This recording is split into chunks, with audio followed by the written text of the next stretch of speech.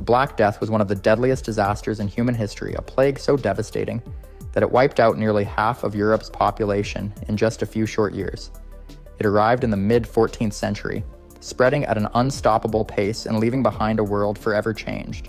But how did it begin? And why was it so lethal? The origins of the Black Death trace back to the vast trade networks that connected Asia, the Middle East, and Europe. Historians believe the outbreak began in the early 1340s in the dry plains of Central Asia, possibly in Mongolia. The disease, caused by the bacterium Yersinia pestis, traveled along the Silk Road, infecting people and animals as it moved westward.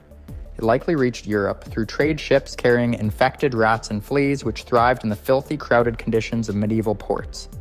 By the year 1347, the plague had made its way to the bustling trade city of Kaffa, a Genoese-controlled settlement on the Crimean Peninsula. During a siege by Mongol forces, infected corpses were reportedly catapulted over the city walls, exposing the defenders to the deadly disease.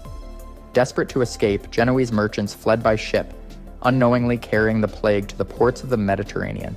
This marked the beginning of Europe's nightmare. The first confirmed cases in Europe appeared in Sicily in the autumn of 1347. Ships arriving in the port of Messina were filled with dying sailors, covered in black boils that oozed pus and blood. Within days, the disease spread through the city like wildfire. Those who tried to flee only carried the plague further inland. From Sicily, it spread rapidly to mainland Italy, reaching Florence, Genoa, and Venice within months. By the following year, it had torn through France and Spain, creeping ever closer to the rest of Europe. Medieval medicine was completely unprepared for a disease of this magnitude. No one understood how the plague spread, and fear led to wild speculation. Some believed it was a punishment from God, sent to cleanse the world of sin. Others blamed bad air, astrological events, or even poisoned wells. With no effective treatments, doctors relied on desperate and often gruesome remedies. Some advised bloodletting, while others recommended carrying flowers to ward off the evil air. But no matter what people tried, nothing stopped the Black Death. By the end of 1348, the plague had turned thriving cities into ghost towns. Corpses piled up faster than they could be buried, and mass graves became the only solution. Fear and panic took hold, and society began to crumble under the weight of so much death. And yet, this was only the beginning. The true scale of the devastation had yet to unfold, and Europe was about to descend into chaos. As the Black Death continued its relentless march across Europe, no region was spared. By the year 1349, the plague had spread deep into France, Germany, and England, devastating communities at an alarming rate. The disease moved so quickly that entire villages were wiped out before word of its approach could even reach them. It seemed as if death was always one step ahead. The symptoms of the Black Death were terrifying. Infected individuals first experienced flu-like signs, fever, chills, and exhaustion. But within a day or two, painful swellings known as buboes formed in the armpits, groin, or neck. These swollen lumps, filled with pus and blood, turned black as the infection worsened, giving the disease its infamous name. Some victims suffered from internal bleeding, coughing up blood as their bodies shut down. Once symptoms appeared, death often followed within days. The sheer speed of the disease overwhelmed cities. In London, Paris, and other major hubs, people fell sick so quickly that hospitals could not keep up. The streets became filled with the dying and the dead, and carts were pulled through towns to collect bodies for mass burials. The air was thick with the smell of decay, and the sounds of grieving families echoed through empty streets. The living were forced to move on, leaving their dead behind. With entire households wiped out, social order began to collapse. Government officials, priests, and city leaders either died or fled, leaving towns without structure. Lawlessness took hold in many places. In some regions, those who were sick were boarded up in their homes and left to die in isolation. In others, entire villages were abandoned, the survivors choosing to take their chances elsewhere rather than stay in infected areas. Fear led to desperation, and desperation led to blame. Without scientific understanding, people searched for an explanation. Many believed the plague was divine punishment for humanity's sins, leading to an increase in religious fervor. Groups of flagellants roamed the countryside, whipping themselves in public as an act of penance, hoping their suffering would bring an end to the disease. Others turned their fear towards specific groups, fueling violence. Jewish communities, already facing widespread discrimination, were accused of poisoning wells and deliberately spreading the plague. Across Europe, brutal attacks were carried out, with entire Jewish populations being massacred or forced to flee. These false accusations only added to the chaos, deepening the suffering in an already broken world. Yet despite the devastation, the plague showed no sign of stopping. By late 1349, it had reached Scandinavia and Eastern Europe, continuing its deadly journey. The question on everyone's mind was the same: would this ever end? By the year 1350, the Black Death had firmly embedded itself across Europe, leaving an unimaginable trail of death and despair. No region had been spared, and the disease showed no signs of slowing down. The impact was more than just the staggering loss of life. It was reshaping the very foundations of society. One of the most immediate effects was the collapse of the workforce. With so many people dying in such a short time, labor shortages crippled entire industries. Farms were left abandoned, crops rotted in the fields, and food production plummeted. This led to widespread famine as fewer people were left to harvest grain, raise livestock, or transport goods to market. In cities, essential trades and services disappeared overnight. Blacksmiths, carpenters, and merchants were all dying at the same rate as the peasants, leaving no one to maintain basic infrastructure. With labor in such high demand, those who survived found themselves in a new position of power. Wages skyrocketed as landowners and business owners scrambled to hire workers. Peasants, who had once been bound to the land under the strict feudal system, now had leverage for the first time. Many left their lords in search of better pay, triggering a slow but irreversible shift in social structure. The rigid class hierarchy that had defined medieval Europe for centuries was beginning to break apart. At the same time, the fear of the disease had permanently changed how people interacted. Families turned against each other, with parents abandoning sick children and husbands leaving dying wives in an effort to save themselves. Neighbors avoided one another, and once thriving communities became ghost towns. The very concept of trust had been shattered, as no one knew who might be carrying the invisible killer. Medicine was nearly useless in the face of such a powerful disease, but that did not stop doctors from trying. With no understanding of bacteria or viruses, physicians relied on whatever theories they could come up with. Some believed the disease was caused by bad air, leading to the widespread use of fragrant herbs and flowers to ward off infection. Others promoted bizarre treatments like burning aromatic wood, bathing in vinegar, or covering the body with crushed emeralds.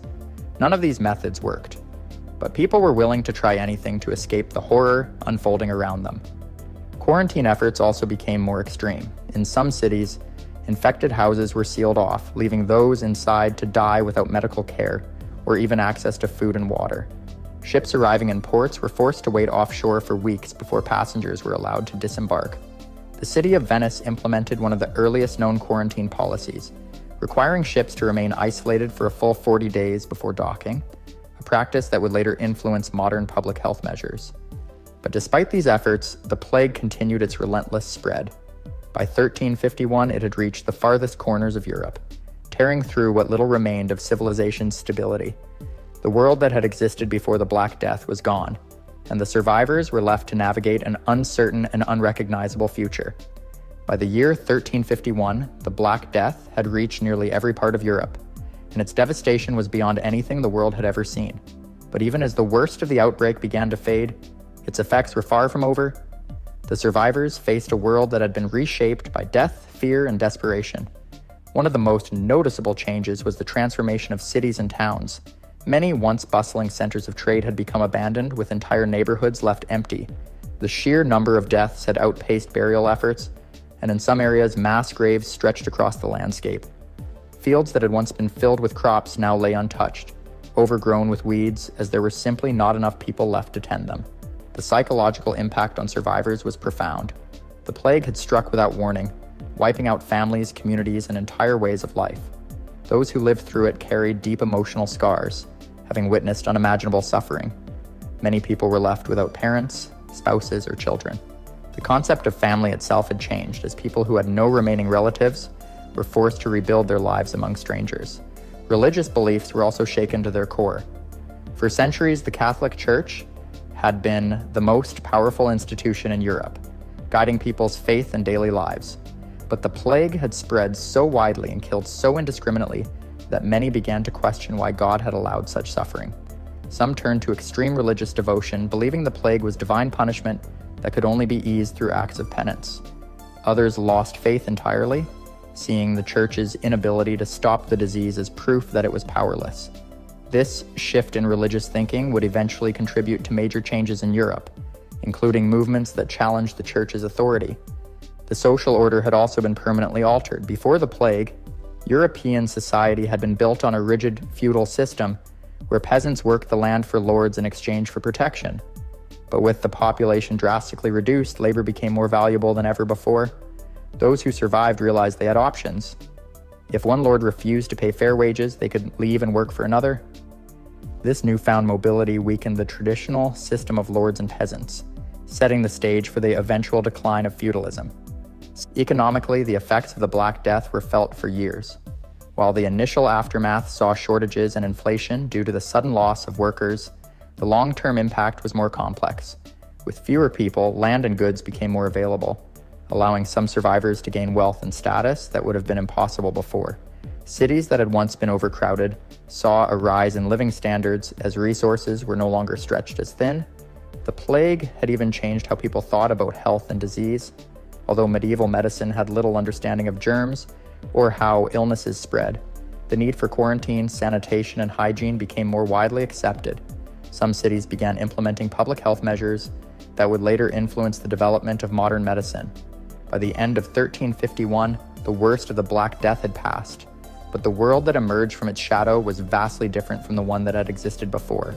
The survivors were left to pick up the pieces, adjusting to a reality where nothing, not their communities, their beliefs, or their way of life, would ever be the same. By the time the Black Death finally subsided in 1353, the world had been permanently changed. The plague had reshaped Europe's population, economy, and society in ways that would be felt for centuries. But while the worst was over, its effects did not simply vanish. The scars it left behind continued to shape history long after the last wave of the disease faded. One of the most immediate and lasting consequences was the shift in power between the ruling elite and the working class. Before the Black Death, the feudal system had kept peasants tied to the land, working for lords in exchange for basic protections. But after so many laborers had died, those who remained realized they had leverage. Lords could no longer dictate low wages because workers were scarce, and many peasants began demanding better pay and conditions. Some even left their villages in search of higher wages elsewhere, something that would have been unthinkable before. This gradual breakdown of the feudal system paved the way for the rise of a new middle class and the eventual movement toward a more modern economy. Another major change was in how people viewed life itself. After witnessing so much death and destruction, many survivors adopted a new outlook, one that valued living in the moment. This shift in thinking played a role in the cultural and artistic transformations that followed. In the decades after the Black Death, Europe saw a renewed interest in science, learning, and creativity, an early sign of what would later become the Renaissance. Some historians even believe that the plague helped accelerate this period of intellectual and artistic growth, as people sought to rebuild their world in a way that was richer and more meaningful than before. Medicine, too, was forever altered. While doctors in the 14th century had little understanding of germs, the sheer scale of the Black Death forced medical practitioners to experiment with new treatments and public health measures. The idea of quarantines, for example, became more widely accepted after cities like Venice successfully slowed the spread of the disease by isolating arriving ships. Over time, these early attempts at disease control influenced future medical advancements, eventually leading to better sanitation practices and a deeper understanding of how illnesses spread. But even as Europe slowly recovered, the Black Death never fully disappeared. Outbreaks of plague continued to emerge over the next several centuries.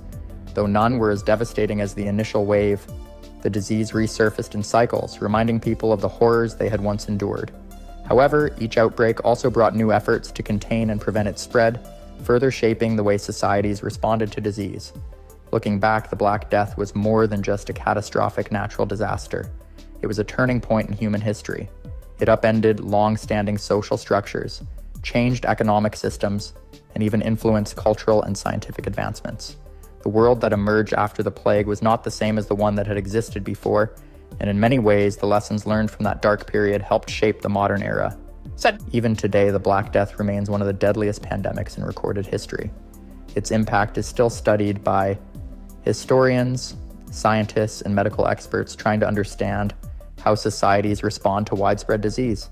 While modern medicine has come a long way since the 14th century, the echoes of the Black Death remind us that humanity has faced and survived devastating pandemics before. Thanks for watching, and I'd love to hear your thoughts in the comments. What surprised you most about the Black Death? Let me know, and don't forget to tune in for my next video, where I'll be diving into more historical disasters and events.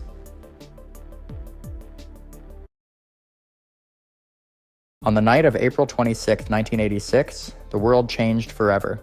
At the Chernobyl nuclear power plant in northern Ukraine, an explosion ripped through Reactor 4, releasing massive amounts of radiation into the atmosphere. The disaster unfolded in a matter of seconds, but its consequences would last for generations. What was meant to be a routine safety test turned into one of the worst nuclear accidents in human history, a catastrophe so severe that its effects are still being felt today. The Chernobyl power plant was part of the Soviet Union's push for nuclear energy, a symbol of technological progress. Located near the city of Pripyat, the plant housed 4 operational reactors, with 2 more under construction at the time of the disaster. Reactor 4, the one that would explode, had been in operation for just 3 years. The plant used RBMK reactors, a Soviet design that had serious flaws that were ignored for the sake of rapid expansion. The accident occurred during a late-night test meant to determine whether the reactor could still be cooled if the plant lost power. To conduct the test, operators disabled several key safety systems, something that should never have been done under normal conditions. Due to a combination of human error, poor reactor design, and a lack of proper safety protocols, the situation quickly spiraled out of control. A sudden power surge led to 2 massive explosions, blowing off the reactor's heavy steel and concrete lid. Flames shot into the night sky, and within moments, a deadly cloud of radioactive material was released. The force of the explosion was so powerful that pieces of the reactor were hurled across the plant grounds. Firefighters, unaware of the radiation exposure, rushed to the scene to battle the flames. Many of them had no protective gear, and within minutes of arriving, they began experiencing severe symptoms of radiation poisoning, dizziness, vomiting, and intense burns.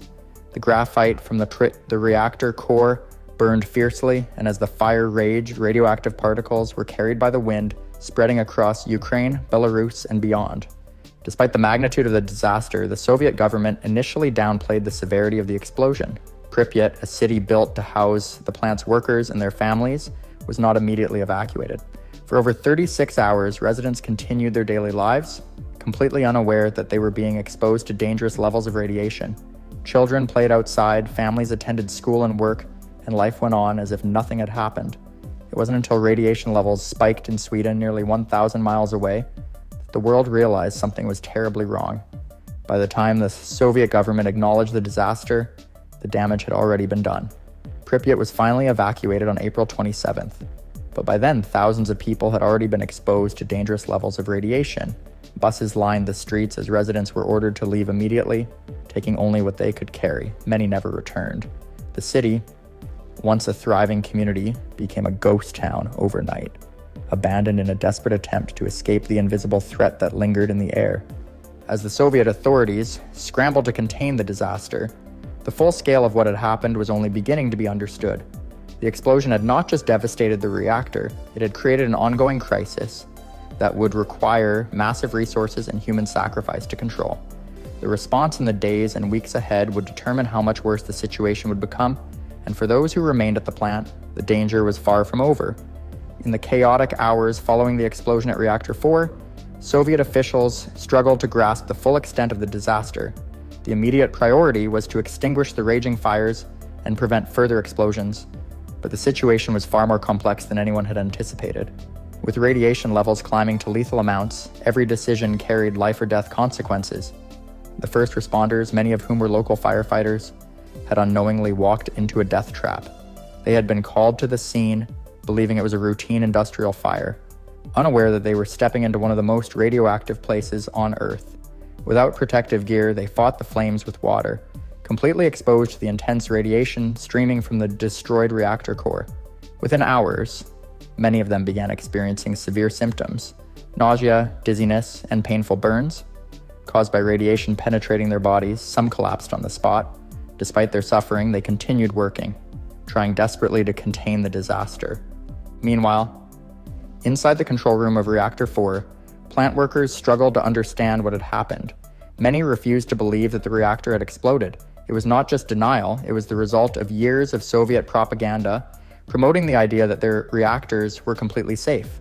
Some operators were ordered to manually pump cooling water into what was left of the core, exposing themselves to deadly radiation in the process.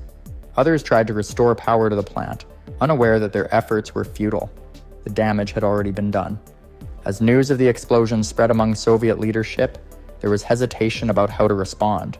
The government's instinct was to cover up the severity of the situation. Officials debated whether to alert the public or keep the disaster a secret, fearing international backlash and damage to the Soviet Union's reputation. While these discussions took place behind closed doors, people in Pripyat continued their daily routines, completely unaware that invisible radioactive particles were already settling over their city. Radiation levels in and around the plant were astronomical. Readings on dosimeters, devices used to measure radiation exposure, quickly maxed out. Some devices even failed entirely due to the extreme radiation. Despite this, government officials were reluctant to acknowledge the scale of the catastrophe. Scientists who raised concerns were ignored or silenced. And it wasn't until radiation alarms at a Swedish nuclear plant detected unusual activity that the Soviet government was forced to admit that something had gone terribly wrong. Finally, more than a day after the explosion, evacuation orders were given for Pripyat. Residents were told that they had only a few hours to gather their belongings. They were reassured that they would be able to return soon, but in reality, none of them would ever see their homes again. The evacuation was rushed, with long lines of buses stretching down the roads, carrying thousands of people away from the growing nuclear crisis. The eerie silence that followed would mark the beginning of Pripyat's transformation into an abandoned city, frozen in time.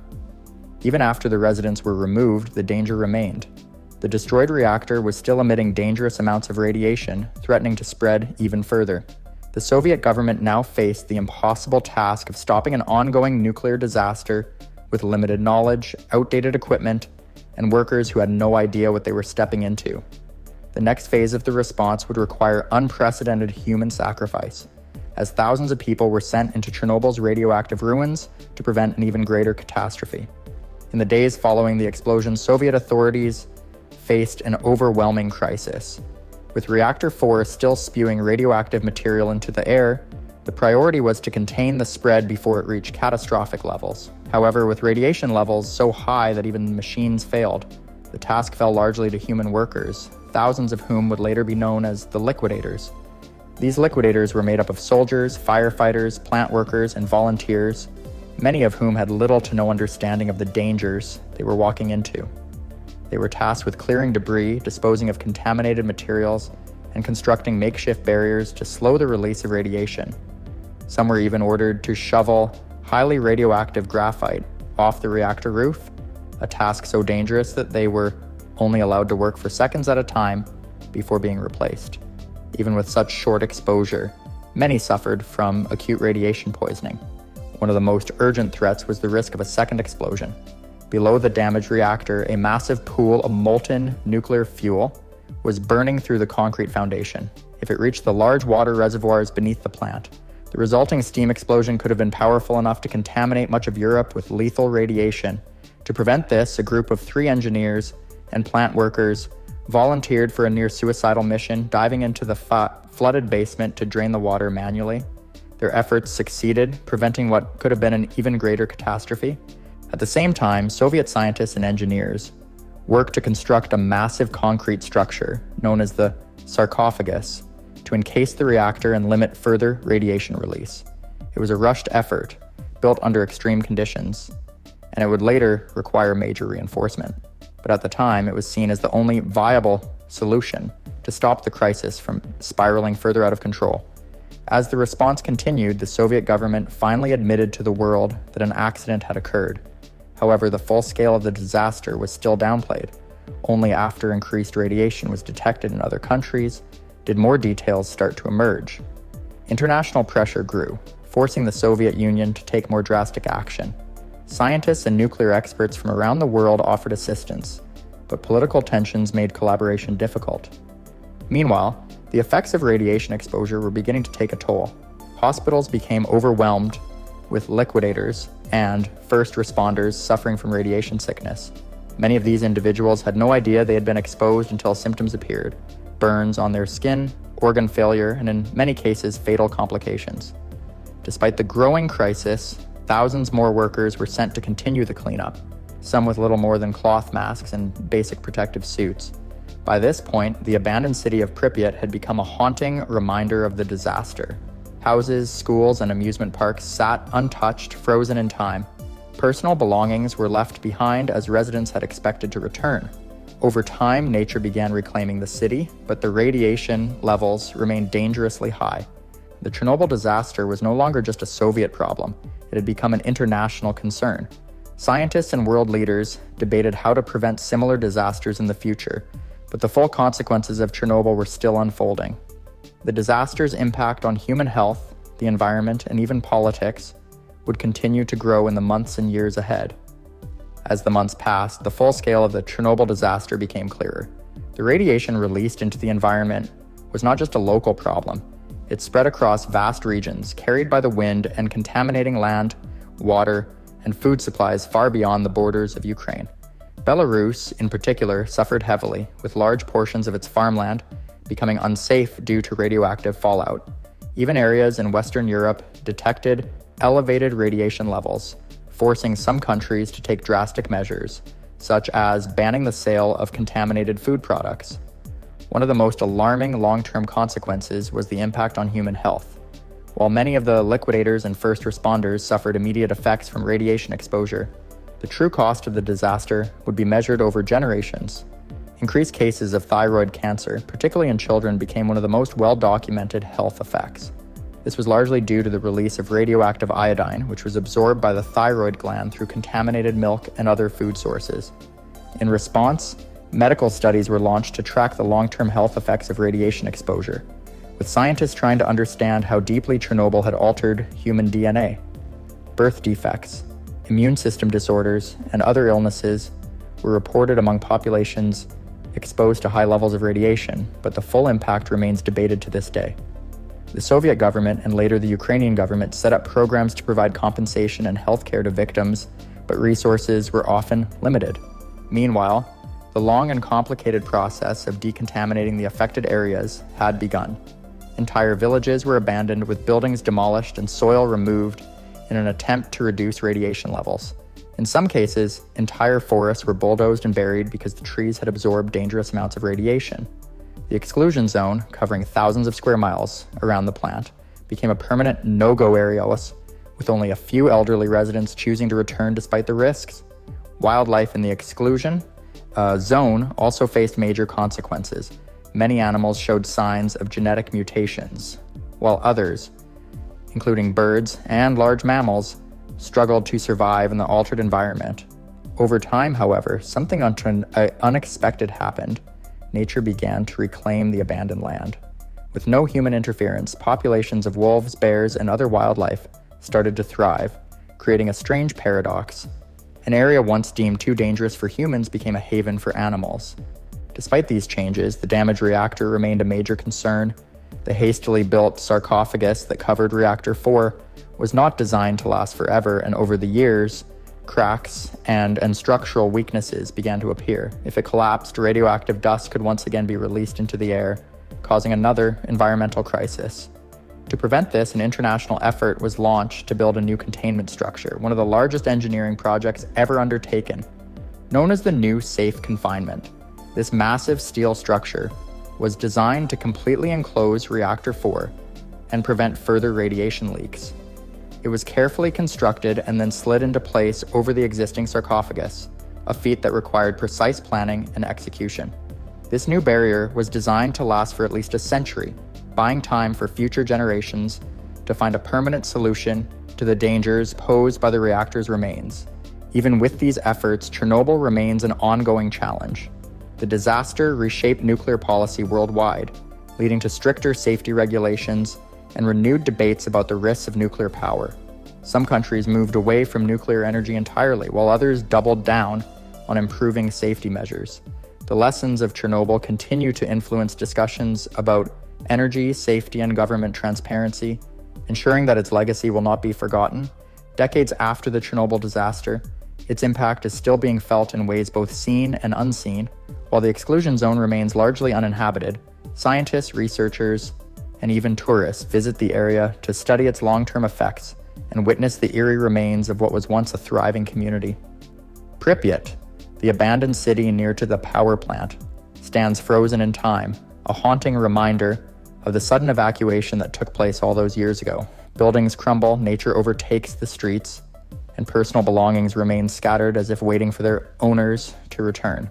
Despite ongoing concerns about radiation, Chernobyl has also become a site of great interest for scientists studying how ecosystems adapt to extreme conditions. Wildlife has flourished in the absence of human activity, with some species showing resilience to radiation exposure. While mutations and shortened lifespans have been observed in certain animals, others appear to be thriving, raising new questions about nature's ability to recover from nuclear disasters. At the same time, there is still no clear solution for dealing with the long-term storage of nuclear waste from the disaster. While the new safe confinement structure provides a temporary solution for Reactor 4, the question remains what will happen when it, too, reaches the end of its lifespan.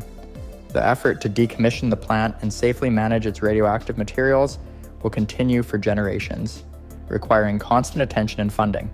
The people most affected by Chernobyl, those who were evacuated, the liquidators who risked their lives, and the families who lost loved ones, continue to fight for recognition and support.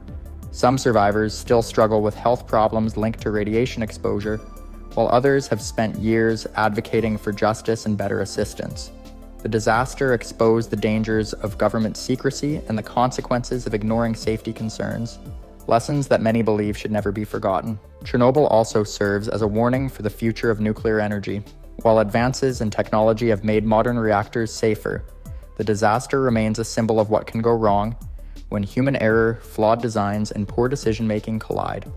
The event changed the way the world viewed nuclear power, leading some nations to phase it out, while others work to improve safety standards. The debate over nuclear energy's risks and benefits continues, shaped in part by the haunting legacy of Chernobyl. Though decades have passed, the Chernobyl disaster remains a powerful reminder of how one moment in history can alter the course of the future. The lessons learned from this tragedy have influenced global policies, scientific research, and public awareness about the dangers of radiation and the need for transparency in times of crisis. While efforts to contain and manage the site continue, the story of Chernobyl will always stand as a cautionary tale, one that must never be ignored or forgotten. In the early 20th century, San Francisco was a city in the throes of rapid expansion, a bustling hub of innovation and ambition on the western edge of the United States. Located on a narrow peninsula bordered by the Pacific Ocean and San Francisco Bay, the city's scenic views and booming economy made it one of the most desirable places to live and work. Its population was growing rapidly, and so were the skyscrapers, streetcar lines, and intricate neighborhoods that sprawled through the city's famously hilly landscape. San Francisco was coming into its own as a modern metropolis, establishing itself as a key gateway for trade and immigration. But as the city evolved, so did its risks. San Francisco was not only a marvel of urban growth, but also uniquely vulnerable to natural disasters due to its location along the San Andreas Fault. This geological fault line, which runs almost the entire length of California, marks a boundary where the Pacific and North American tectonic plates meet. In many ways, the city's very existence on this fault line was a ticking clock for disaster, one that only a few experts truly understood or worried about at the time. Despite these hidden risks, the city's expansion was largely unregulated. Construction was happening at breakneck speed, but building standards and safety regulations were lacking. With little oversight, contractors often cut corners, opting for cheaper, less durable materials. The city's infrastructure was also relatively fragile. San Francisco's water supply system, for instance, was outdated and poorly equipped for a growing city, let alone a major disaster. In fact, San Francisco had already experienced smaller earthquakes in the past, but these minor tremors were largely ignored or forgotten in the enthusiasm of the city's golden era. Throughout the years leading up to the quake, there were occasional reminders of the city's vulnerability. Some geologists and city planners had raised concerns about the need for better earthquake preparedness. Still, few believed that such a disaster could hit in their lifetimes, and even fewer had ever considered the potential scale of devastation that could unfold. As San Francisco continued to grow, the booming neighborhoods and thriving downtown districts became ever more crowded. The lack of formal building codes meant that many structures were vulnerable to even moderate earthquakes, let alone the powerful shockwave waiting beneath the Earth's surface. In residential areas, buildings were tightly packed, and construction materials varied in quality, creating the perfect conditions for fire to spread should an accident occur. What no one realized, though, was that the city was on the brink of one of the most devastating urban disasters in American history. In the pre-dawn hours of April 18, 1906, San Francisco lay quiet under a still dark sky. At precisely 5:12 in the morning, this calm was shattered as a powerful earthquake struck the city, radiating shockwaves across the region with a force that no one had anticipated. This wasn't a minor tremor, but a colossal quake that would measure an estimated magnitude of 7.9, shaking the ground so violently that entire buildings shifted and cracked within seconds. People were jolted awake by the tremors, some thrown from their beds, while others scrambled to escape from their crumbling homes. The quake's epicenter lay offshore, just 2 miles west of San Francisco, along the infamous San Andreas Fault. The seismic waves radiated quickly, creating destruction not only within San Francisco, but throughout the surrounding areas, including coastal towns and nearby cities like Santa Rosa and San Jose. The quake's intensity was so strong that it was felt as far north as Oregon and as far south as Los Angeles. The first moments were sheer chaos as buildings, especially those constructed without solid foundations or quality materials, began to collapse around the city. Entire neighborhoods crumbled, and within seconds, thousands of people were trapped or injured as walls buckled and roofs fell. The shaking lasted less than a minute, but the destruction it left was astonishing. The city's famous brick buildings and ornate Victorian homes, many of which were built without structural reinforcement, proved particularly vulnerable, collapsing in heaps or leaning at precarious angles. For many who survived the initial quake, the nightmare was only beginning. Gas lines ruptured throughout the city, igniting fires that would soon turn out to be as catastrophic as the earthquake itself. While the earth had quieted, the sounds of destruction persisted, with the snapping of power lines, the crashing of broken glass, and the cries of frightened residents filling the air. The city's infrastructure had also taken a heavy blow. Major streets were buckled and torn open, with deep cracks that made movement nearly impossible in some areas. The cable car tracks that connected neighborhoods across the city were ripped from the ground, and the central water mains were badly damaged. This loss of water pressure would soon prove disastrous, as firefighters scrambled to combat the flames now erupting across the city. San Francisco's citizens were in a state of shock, and their first instinct was to flee to any open space they could find. Many people rushed to parks like Golden Gate Park and the Presidio, seeking refuge from the collapsing buildings and the fires spreading through the city.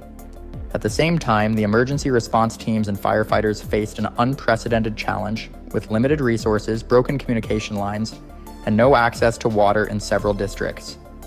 The scale of the quake's destruction was unlike anything San Francisco had ever faced, and it would take days to grasp the full extent of the damage. But as the fires continued to grow, the city's residents and officials realized that the earthquake itself had only been the beginning of a much larger catastrophe, and in the days following the earthquake, San Francisco became a city transformed. Fires raged across the city for nearly 3 days, consuming entire neighborhoods and leaving blocks upon blocks of once bustling streets in smoldering ruin.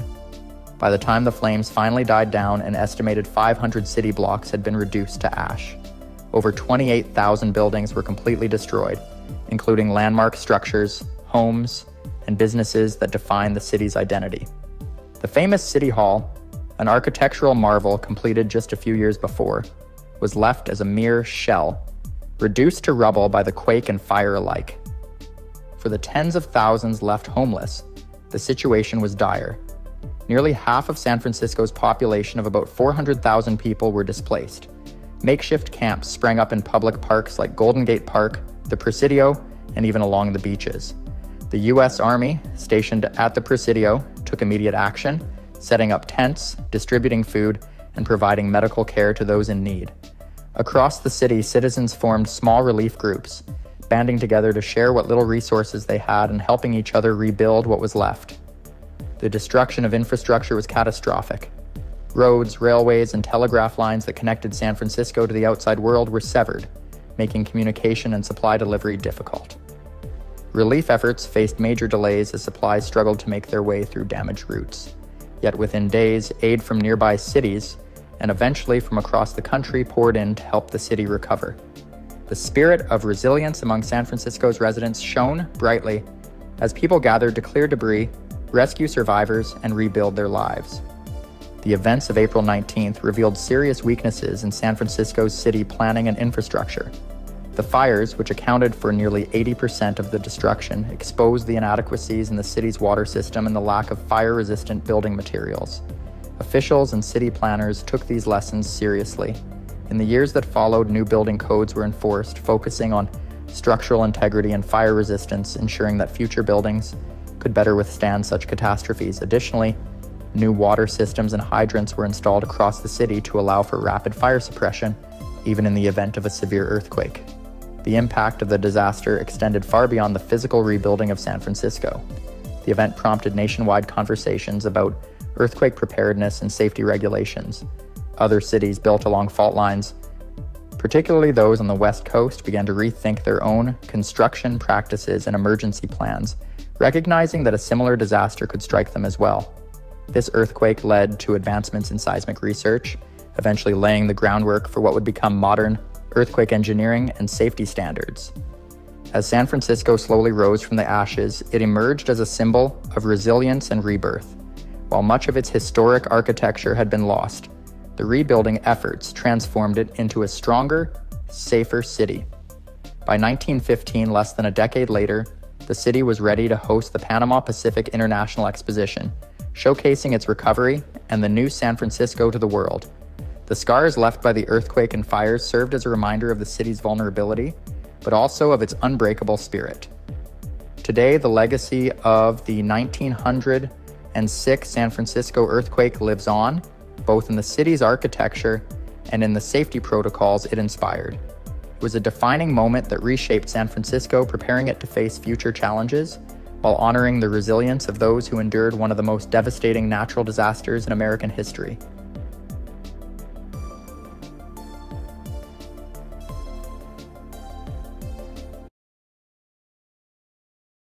The story of the 2004 Indian Ocean earthquake and tsunami begins with one of the most intense geological events ever recorded. On December 26, 2004, a massive earthquake reaching a magnitude of 9.1 struck off the coast of Sumatra in Indonesia. This earthquake was not just any seismic event, it was a mega-thrust earthquake, the type that occurs at subduction zones where one tectonic plate is forced beneath another. In this case, the Indian plate was thrust beneath the Burma plate, resulting in an enormous release of energy. This sudden and violent shift caused the Earth's crust to rupture along an underwater fault line stretching for over 900 miles. The scale of this event was extraordinary. The earthquake not only caused destruction near its epicenter, but also shifted the Earth's axis by nearly an inch and slightly sped up the planet's rotation. Such a significant change in Earth's mass distribution is rare and speaks to the sheer force of the event. This release of tectonic energy displaced an enormous volume of seawater above the fault line, setting off a series of waves that would become the infamous Indian Ocean tsunami. Unlike ordinary waves, these tsunami waves moved with tremendous speed and were nearly undetectable on the ocean surface until they reached shallow coastal areas, where they rose to staggering heights. In the moments following the earthquake, scientists across the region began to sense its implications. The U.S. Geological Survey recorded the earthquake's initial shockwaves and immediately recognized the potential for a massive tsunami. In countries with advanced warning systems, alerts were quickly issued. However, in many parts of Southeast Asia, particularly Indonesia, Thailand, Sri Lanka, and India, early warning systems were either non-existent or unable to reach affected communities in time. In the absence of rapid communication, many local residents remained unaware of the impending catastrophe, even as the waves began to move closer to their shores. What made this earthquake particularly destructive was its proximity to densely populated coastal areas. Southeast Asia is home to millions of people living along coastal communities, relying on the sea for their livelihoods and everyday life. These communities, which lined the beaches and fishing areas, were especially vulnerable. As the waves traveled across the Indian Ocean at speeds of up to 500 miles per hour, they gathered tremendous force. People living in coastal towns and villages were largely unprepared for what was coming. unaware of the magnitude of the disaster that was building offshore. In this context, understanding the Indian Ocean's geological setup is crucial. The region is a hotspot for seismic activity, lying at the intersection of the Eurasian, Australian, and Indian tectonic plates. Throughout history, this area has experienced significant earthquakes, but none had been as intense or as devastating as this one. Prior events, such as the 1833 and 1907 earthquakes in Sumatra, had caused tsunamis that served as reminders of the region's vulnerability. However, nothing could have prepared these communities for the scale of destruction that would follow in the wake of the 2004 earthquake. In the aftermath of the initial tremor, many along the coast reported strange occurrences, such as the sudden retreat of the ocean from the shore. Fish were left flopping on exposed seabeds, and curious locals ventured out to gather them, unaware that the retreat of the water was a warning sign of a tsunami. This phenomenon, known as drawback, is a rare but telling signal of an incoming wave. Tragically, many did not understand this sign, and in the moments after the earthquake, as the ocean pulled back, many people, particularly children, rushed to the beach, oblivious to the approaching danger. As this unprecedented natural disaster began to unfold, a wave of unimaginable scale and force was forming and bearing down on some of the most populated coastlines in the Indian Ocean. In these first critical minutes after the earthquake, the fates of hundreds of thousands of people across multiple nations were being sealed, even before the deadly waters made landfall. As the initial tremors subsided, the communities along the Indian Ocean's coastlines were still largely unaware of the disaster headed their way. In the wake of the 9.1 magnitude earthquake off Sumatra, the displaced water from the ocean floor triggered a tsunami of unprecedented scale. Moving silently and swiftly, the tsunami waves raced across the Indian Ocean at speeds close to 500 miles per hour, essentially as fast as a jetliner, yet invisible from above the water's surface. By the time they neared land, they transformed into towering walls of water, ready to unleash devastation upon the unsuspecting coastlines. The tsunami first struck the shores of Banda Aceh, a city in Indonesia located close to the earthquake's epicenter. Within less than 30 minutes of the earthquake, the powerful waves hit with full force, crashing into the coast and obliterating everything in their path. Buildings, homes, and vehicles were swept away as the waves surged inland, consuming entire neighborhoods. People who had survived the initial shock of the earthquake suddenly found themselves confronted with a rapidly rising wall of water. Many attempted to flee to higher ground, but with little time and almost no warning, thousands of lives were lost in those first crucial moments. As the waves continued outward from Banda Aceh, they reached other parts of Southeast Asia and beyond. Thailand, renowned for its tourist beaches and coastal resorts, was next. In places like Phuket and Khao Lak, tourists and locals alike had only moments to respond as the waves began to rise. Videos captured that day show the first small surges of water rushing up the beaches, seemingly harmless as people continued to enjoy their day, unaware of the imminent danger. But in minutes, these small surges escalated into massive, unstoppable waves that inundated hotels, shops, and restaurants along the shore. The sheer force of the water overwhelmed everything, pulling people and debris out to sea. The devastation spread far beyond Southeast Asia. In Sri Lanka, approximately 1,000 miles from the earthquake's epicenter, coastal towns were suddenly hit with powerful waves several hours after the initial quake. The eastern coastline was particularly affected, with towns like Batticaloa and Ampara witnessing catastrophic damage as the ocean surged inland.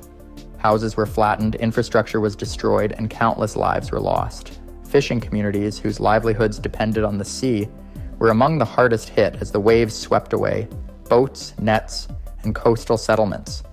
India, located to the west of Indonesia, was also heavily impacted. In the state of Tamil Nadu, the waves struck fishing villages along the southeastern coast, while other parts of India, including Kerala and the Andaman and Nicobar Islands, faced severe destruction.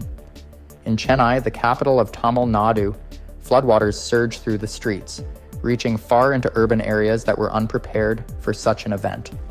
In the Andaman and Nicobar Islands, which lay close to the earthquake's epicenter, entire communities were left isolated as the tsunami decimated local infrastructure and cut off communication with the mainland.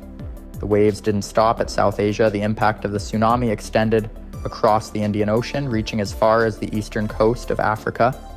In Somalia, Kenya, and Tanzania, which are located thousands of miles from the earthquake's origin, The tsunami made landfall hours after the initial event, causing additional fatalities and destruction.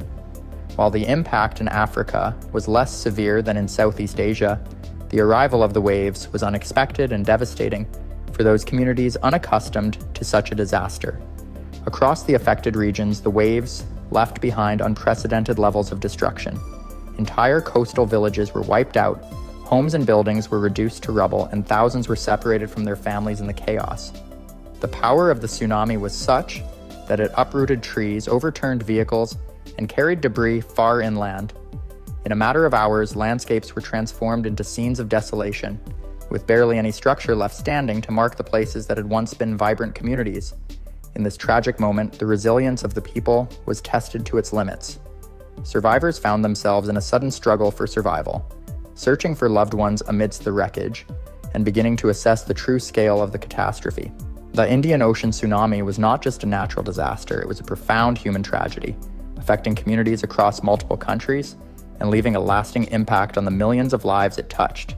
In the days following the Indian Ocean tsunami, the full extent of the devastation began to emerge.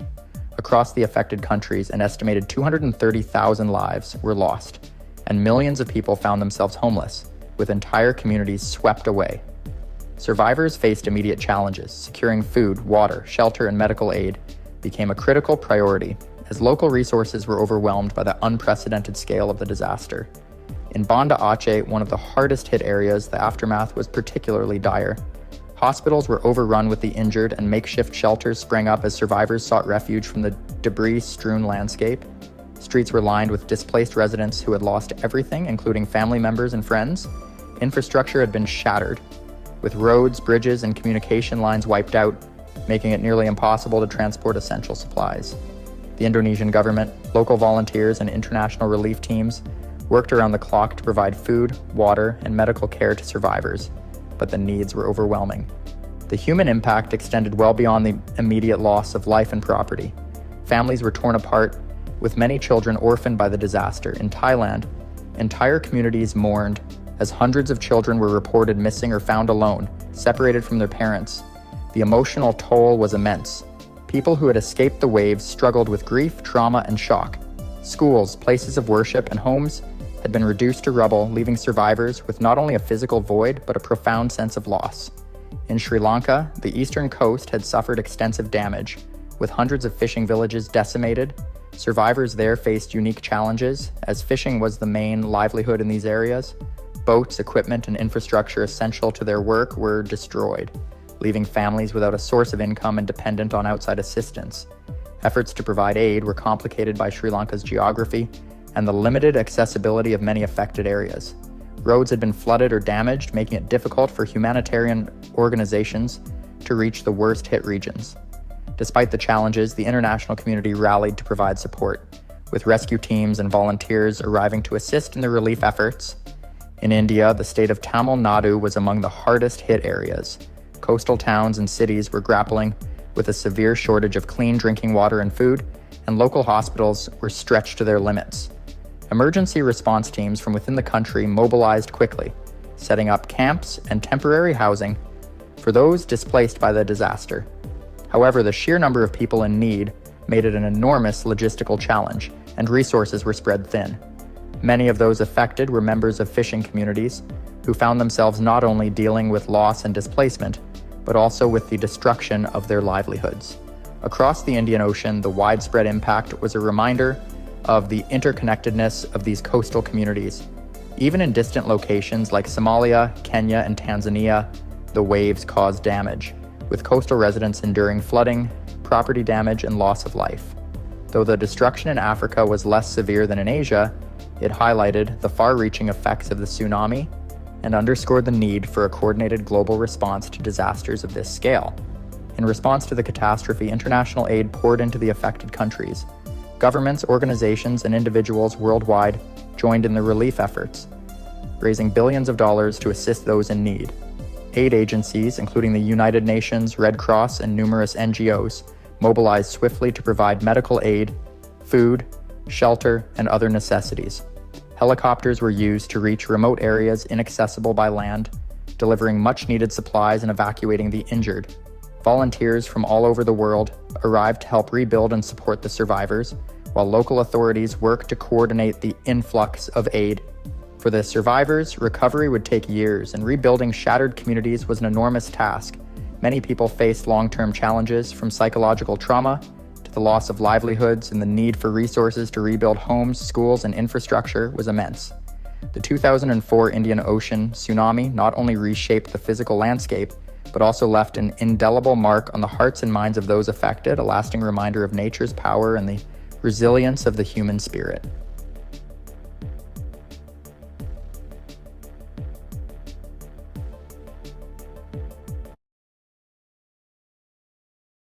Did you know that the largest volcanic eruption in recorded history was the 1815 eruption of Mount Tambora in Indonesia?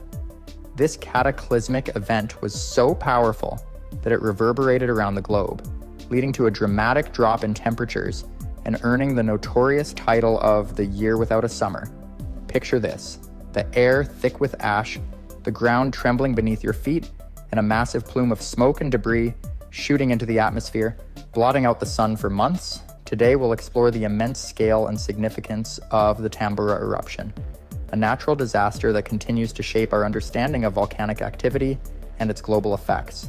This eruption serves as a stark reminder of how nature can unleash forces beyond our comprehension.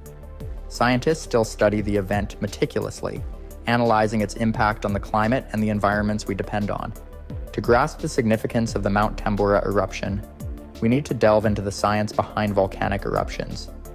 These geological phenomena occur due to the movement of tectonic plates beneath the Earth's surface. As magma rises to the surface, pressure builds up until it erupts violently. This eruption can release a cocktail of materials, ash, gas, and molten rock, into the atmosphere, which can have far-reaching consequences. Imagine a world where the balance of ecosystems is disrupted overnight. When Mount Tambora erupted, it didn't just affect the immediate vicinity. The release of vast amounts of sulfur dioxide and ash created a cloud that encircled the Earth. This cloud reflected sunlight away from the planet, causing a dramatic decrease in temperatures across the globe. The repercussions of this event extended far beyond Indonesia, impacting agriculture, weather patterns, and even human health on a monumental scale.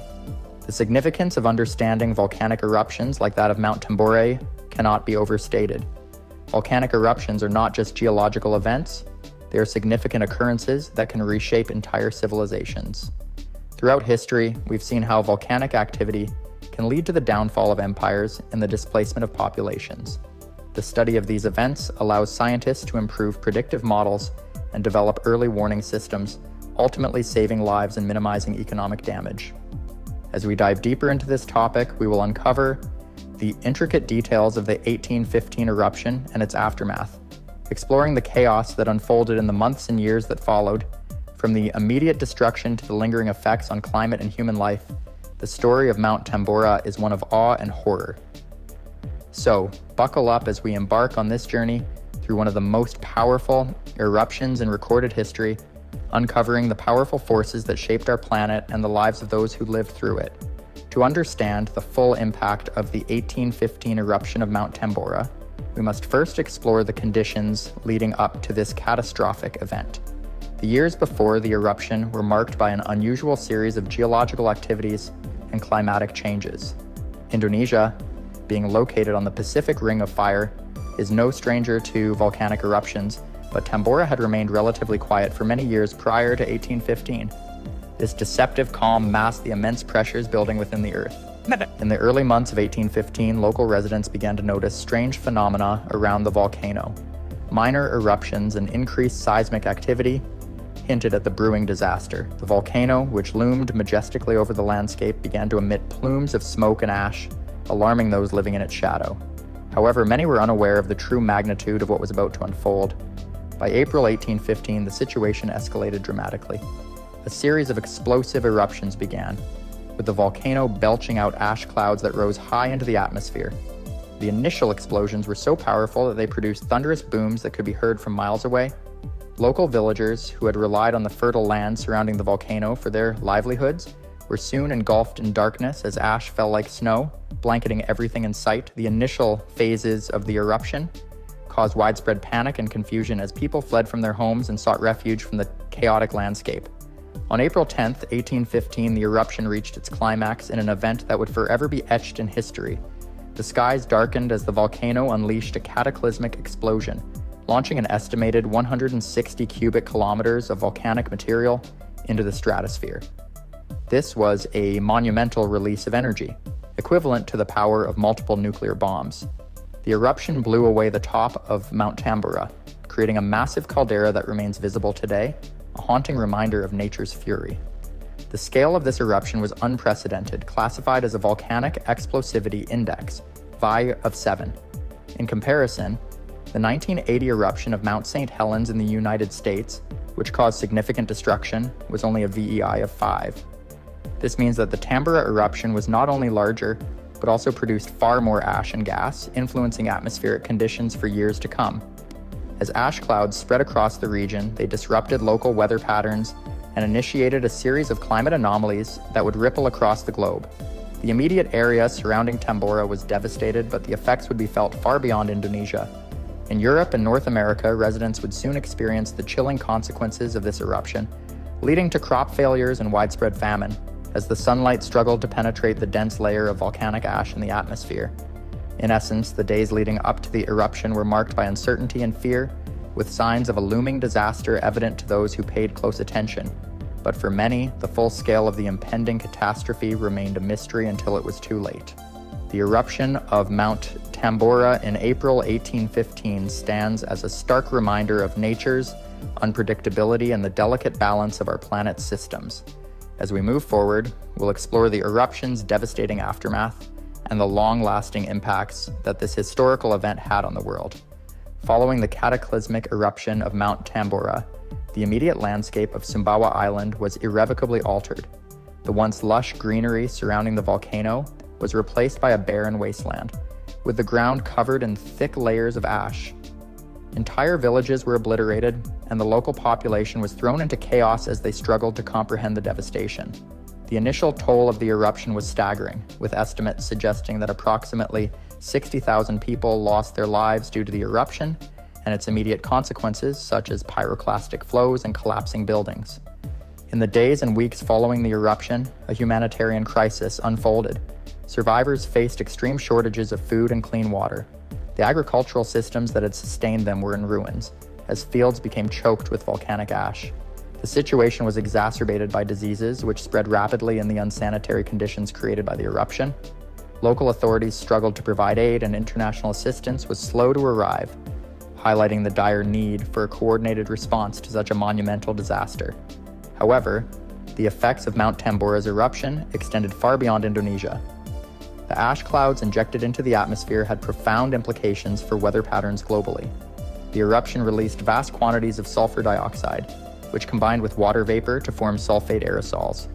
These aerosols reflected sunlight away from the Earth, leading to a significant cooling effect known as volcanic winter.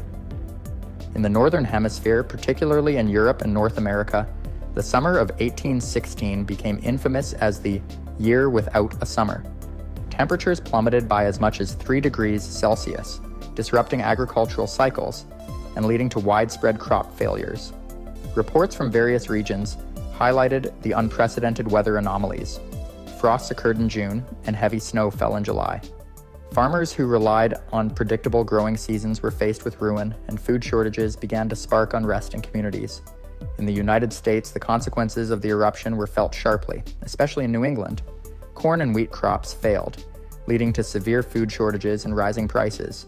Discontent among the populace grew, resulting in protests and calls for government intervention.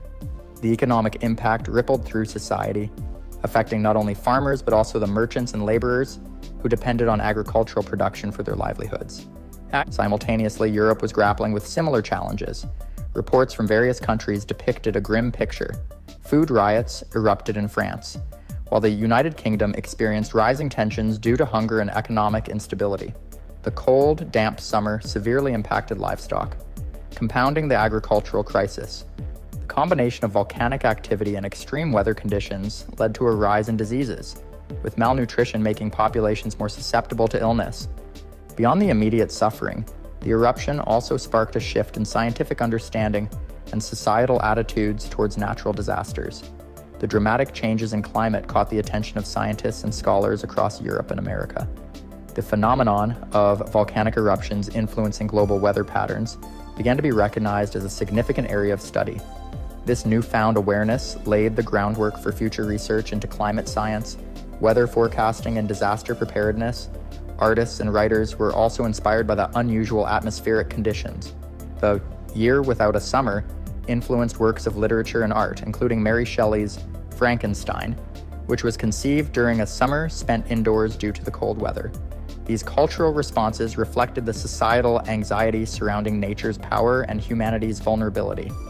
In summary, the aftermath of the 1815 eruption of Mount Tambora was not just a local disaster, but a global event that reshaped climatic conditions and societal structures. The intertwined stories of survival, resilience, and adaptation to this disaster would echo through history, serving as a powerful reminder of the interconnectedness of our world and the far-reaching effects of nature's fury. In our next part, we will delve into the long-term consequences of this eruption, examining how it has influenced both geological study and societal changes over the centuries. As the dust settled from the eruption of Mount Tambora, the long-term repercussions began to unfold, shaping not only the immediate region, but also influencing global policies, scientific advancements, and cultural shifts that resonate to this day. The eruption was a turning point that highlighted the fragility of human existence in the face of nature's overwhelming power. In the scientific community, Mount Tambora's eruption marked a watershed moment in volcanology and climate science. Researchers began to recognize the complex interactions between volcanic activity and climate systems. This event spurred a wave of scientific inquiry into how volcanic eruptions could lead to significant climate changes. Scientists began to develop models to better understand the atmospheric impacts of ash and gases released during eruptions, which would eventually inform how we study modern volcanic events. The eruption also underscored the importance of preparedness for natural disasters. In the wake of such a catastrophic event, countries started to prioritize the establishment of monitoring systems for volcanic activity. These systems were designed to detect signs of impending eruptions and allow for timely evacuations, significantly reducing the risk to human lives. As a result, many nations established geological surveys and increased collaboration among scientists to share knowledge and expertise. Moreover, the global response to the climatic effects of the eruption led to a greater awareness of the interconnectedness of environmental systems. The realization that volcanic eruptions could influence global weather patterns helped lay the groundwork for modern climate science. It led to increased investment in research focused on understanding climate variability and change, paving the way for studies on anthropogenic climate change that are crucial in our current era.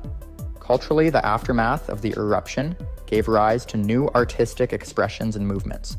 The stark reality of the Year Without a Summer inspired many artists and writers to reflect on humanity's relationship with nature. The Romantic movement in literature and art, which sought to express deep emotions and an appreciation for the sublime aspects of nature, found fertile ground in the wake of this disaster. Themes of nature's beauty, power, and unpredictability permeated works from this period, encouraging society to contemplate its vulnerabilities. Furthermore, the agricultural crises triggered by the eruption highlighted the critical need for food security and sustainable farming practices. As communities struggled to recover from crop failures, discussions about agricultural resilience began to take shape. This led to the development of more adaptive farming techniques, the importance of biodiversity in crops, and the need for better resource management to mitigate the impact of future disasters. In addition, the social consequences of the eruption were profound. The widespread famine and suffering that followed catalyzed movements advocating for social reform and improved governance. The lessons learned from the disaster emphasized the importance of community resilience and the need for societies to be better equipped to respond to natural calamities. In contemporary discussions about climate change and environmental sustainability, the legacy of the Mount Tambora eruption serves as a stark reminder of the potential consequences of natural disasters. As we face an era of increasingly extreme weather events, the lessons learned from Tambora remind us of the importance of preparedness, research, and sustainable practices to safeguard our communities against the uncertainties of nature. In conclusion, the eruption of Mount Tambora in 1815 was not just a moment of devastation. It was a catalyst for change across multiple spheres of life. From advancing scientific understanding to influencing cultural movements, the impacts of this monumental event continue to resonate in today's world.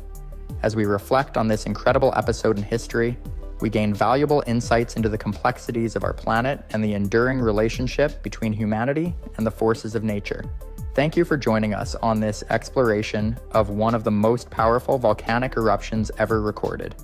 If you enjoyed this journey, be sure to share your thoughts in the comments below and check out our other videos that delve into the fascinating world of natural disasters.